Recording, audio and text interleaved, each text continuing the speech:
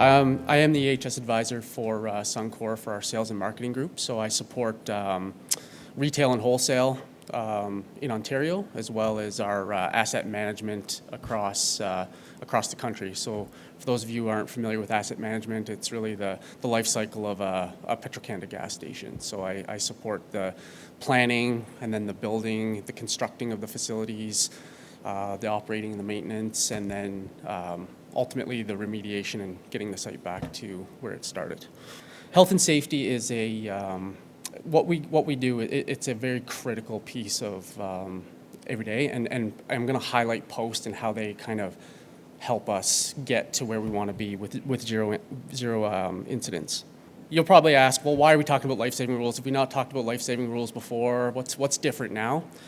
There's a few reasons why I'd like to talk about them with you. One being that they are critically important to us. They are really, really important to us. And so it really just highlights that importance. The second reason is that they have changed a little bit. We have aligned now to the international and the national industry, so the IOGP, as well as Energy Safety Canada. Energy Safety Canada is the safety association for the upstream industry. They used to be called NFORM. I don't know if you guys are familiar with NFORM. They do the COR stuff in Alberta and out west. So we aligned with those guys. And the other reason I wanted to talk to you is what does it mean for you guys as our contractors out there in the field now that we've changed and we've got new life-saving rules or slightly modified life-saving rules? And the short answer really for you guys should be not a lot. If you're following POST, which if you're here I assume you are, POST has a pretty good job of having controls in place that address each of these life-saving rules. So we'll talk a little bit about that here going forward. You'll notice each rule, life-saving rule, has its own little icon there. So a couple of them are new, one's slightly revised, and each one has its own set of rule requirements and examples of what a rule violation would be.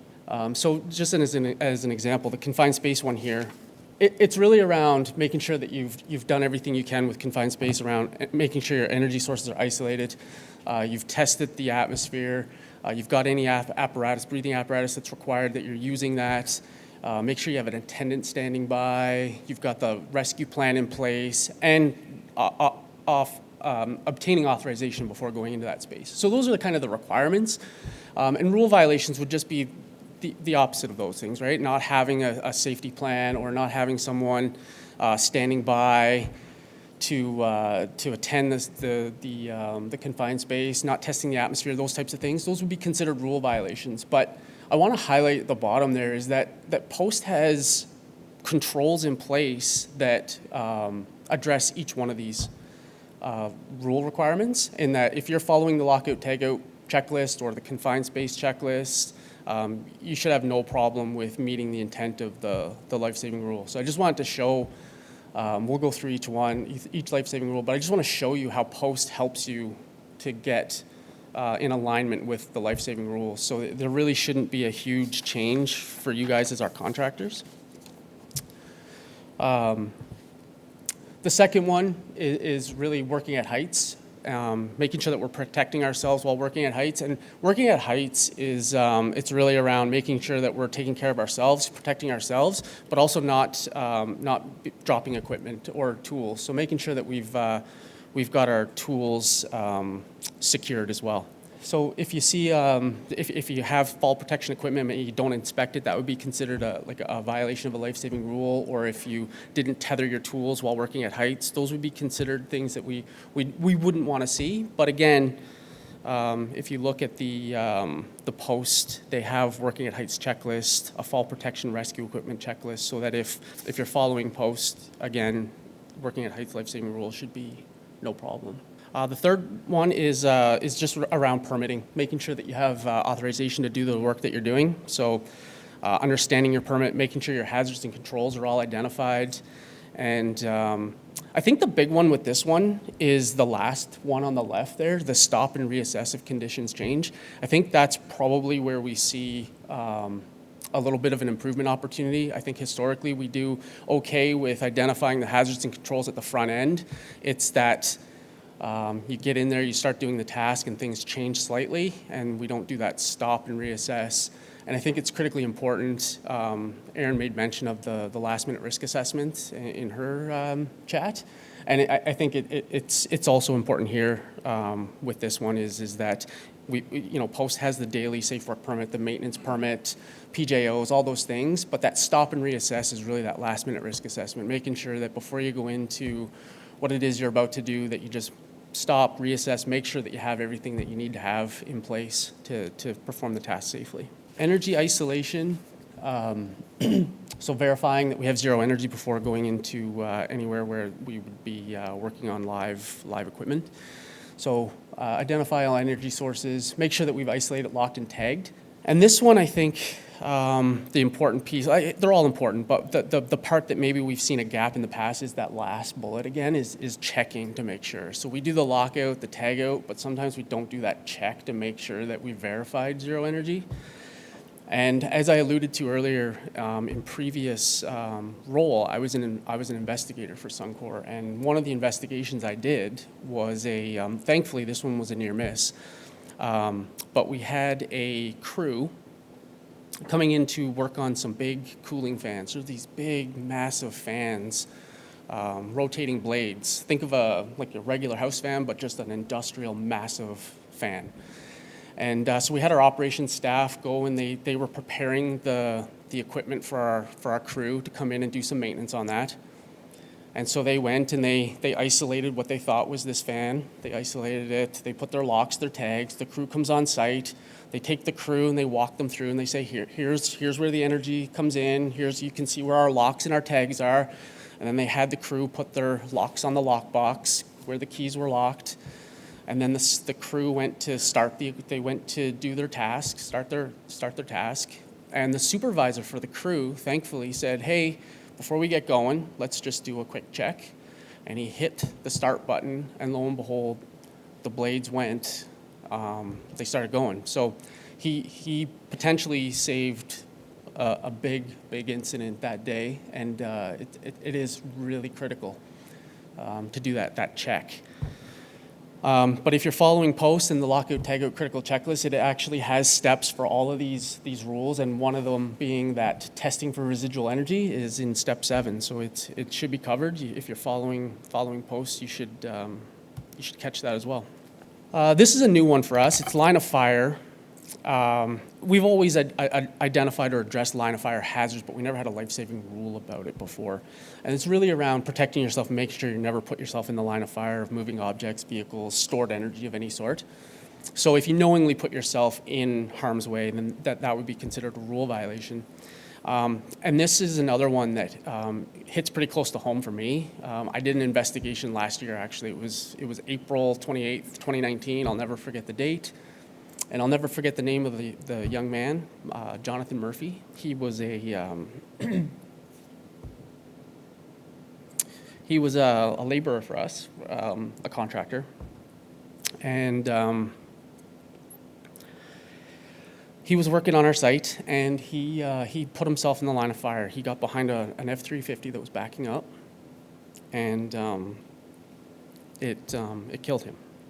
So we don't know exactly why he was put behind there. There was no witness. He was the only one that could have told us why he was back there, and obviously he couldn't do that. So to this day, we're not 100% sure why he put himself in the line of fire, but it's so critical that we need to really be paying attention out there and make sure that we're not putting ourselves in harm's way. And POST, again, has some of those controls, like the last-minute risk assessment, PJOs, where they look for body use and body positioning and where you're placing yourself. Barriers and exclusion zones, let's use those. Make sure that we're not putting ourselves or allowing others to inadvertently go into harm's way, right? That's the purpose of the barriers and exclusion zones, right? Next one is bypassing safety controls. And it's really around making sure that if we have to bypass a control or not use a control that's in place, it's really around getting authorization to do that. So if we crossed a barrier that was put in place without getting proper authorization, that would be considered a life-saving rule violation. We don't want to see that. We want to make sure that we're communicating, hey, I need to go in there. you flag the person who's doing the work, make sure you get that authorization to go in there and do those sorts of activities. The one, I guess for us would be the cones with the flags. When we're doing work on the pumps, as an example, want to make sure we put up those barriers and not allow people to come in to access our work site. The next one is driving. This is also new. We obviously driving is probably the number one hazard in day-to-day that we encounter. So it made sense for us to incorporate a life-saving rule around driving. This one is it's really around following the rules of the road, and so wearing your seatbelt, not using your phone while driving, obeying the speed limits and rules of the road, journey management, and making sure you're rested and fully alert. So this is the one life-saving rule where I would say that maybe Post doesn't have you 100% covered. There's not a ton of driving-related controls with Post, but I still feel as though it should be a minimal change for you guys, because we would expect, and you all have safe driving policies anyway that cover not speeding, not using your cell phone, following the rules of the road. So again, we would expect that even though our life-saving rules have changed, that the touch to you guys should be pretty low, pretty minimal. A new one for us was hot work. So it's just around controlling flammables and ignition sources. So making sure that you've gas tested, making sure that we've removed any flammable material.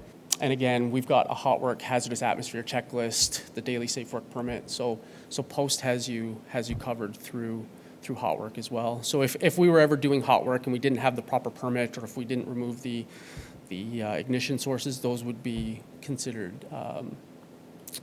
violations of a life-saving rule, as an example. Another new life-saving rule that we have is around lifting. So planning lifting and controlling the area. And with this one, it's really around making sure that everything's compatible. So the equipment is compatible for the load that you're about to lift, and making sure that the person who's about to operate that equipment is compatible and qualified and competent to use that equipment. And then again, barriers and exclusion zones are a big control that we would use, and we never want to see anyone working under a suspended load, as you guys would know. So the opposite of any of those things obviously would be a violation. So if we saw someone underneath a suspended load, we'd need to look into that and investigate that and understand what was going on there. But again, if we're following Post with the heavy, and I know it sounds like I'm beating a dead horse, but I really want to hammer home how important Post and the controls that they offer and that are available to you are, and that's there's critical checklists available for lifting, so need to be following those. Fit for duty, and this one, it's been revised, and the reason it's been revised is it really had a heavy bent towards alcohol and drugs in the past, and alcohol and drugs is a part of that, but as we just heard from Aaron, it's not just alcohol and drugs. There's mental and emotional well-being as well, and so it's really, this one I think it comes down to like supervision and leadership and understanding like your people and getting out in front of them in the morning and before they go out to the work site and having a discussion with them and making sure that you're in tune with how they're feeling and what they're up to. And you might, in those first few minutes before they go out to the task, you might notice, John's a little off today. Maybe I'll pull him aside and just have a conversation before I send him out to the job site. And then maybe you found out he does have a newborn that's kept him up all night and he didn't get any sleep, and maybe he's not the person we send on the road 3 hours to do a 6-hour job and then 3 hours back. So it's really around getting in front of your people, and up at Fort McMurray we have, they call it the first hours of work. So our supervisors, the first few hours of their day are just spent on getting in front of the crews, getting involved in the safety meetings, talking with folks, making sure that they have a good feel for the people before they go out to the job site, and if anything kind of gives them the hair on the back of their neck standing up, like something's off, they will pull them aside and just have a chat. You don't want to get too personal, or you want to observe those boundaries, but make sure that they're being safe and that they're able to do the work that they're being asked to do. So this one, there's not maybe a like-for-like checklist with Post like there are some of the other ones, but there are controls in place, like the PJOs, the last-minute risk assessments, daily safety meetings. So getting in front of your folks and just making sure that they're fit for duty is pretty key. And that's the 10. They did go live January 1, 2020, so the last couple months. But again, I want to stress that I think that the changes should be pretty minimal for you guys if you're following posts and all the controls. They do apply to everybody. And one thing we didn't talk about was, well, what happens if there is a life-saving rule violation? If we didn't, follow one of these rules, something happened. Well, they do apply to everybody. That's from the front line to the CEO. But what we would do is we would do an investigation. We would look into the incident and do an investigation. And it's possible disciplinary action could be in the offing, but it's not. That's obviously not where we'd like to go.